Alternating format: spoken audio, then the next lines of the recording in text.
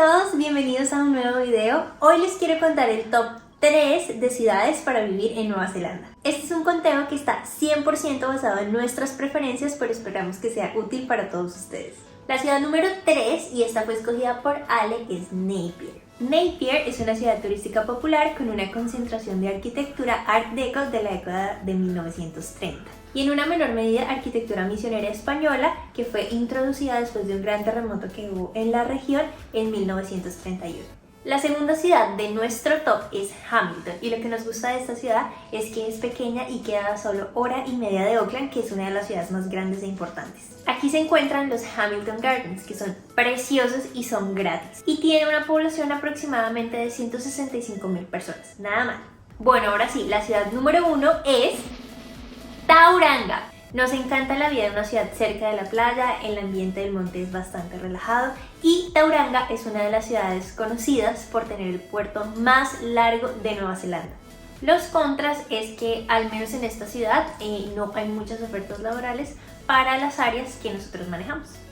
Bueno, y como bonus quiero hablarles de Auckland, que obviamente es la ciudad donde vivimos, y contarles por qué en realidad este es nuestro lugar favorito.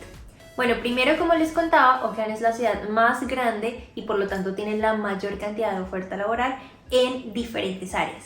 A mí personalmente me gusta mucho vivir en la ciudad y sentir ese ambiente que solo se siente si además vives en el centro, porque es como toda esta onda corporativa que si te vas un poquito más allá de las afueras ya se pierde totalmente. Otra razón es que este fue el primer lugar donde llegamos y aunque la verdad no estamos cerrados en algún día volver a empezar de cero en otro lugar, aquí ya hemos construido comunidad, tenemos nuestros amigos y la verdad por el momento nos sentimos cómodos con lo que hemos conseguido. Y el último punto, que para mí es el definitivo, es el tema del clima. Por si de pronto no lo notaron, en mi top 3 no había ninguna ciudad de la isla del sur, y eso es porque la verdad, aunque me parece que los paisajes son hermosos, que todo es maravilloso, nunca viviría en la isla del sur porque para mí el clima es súper importante.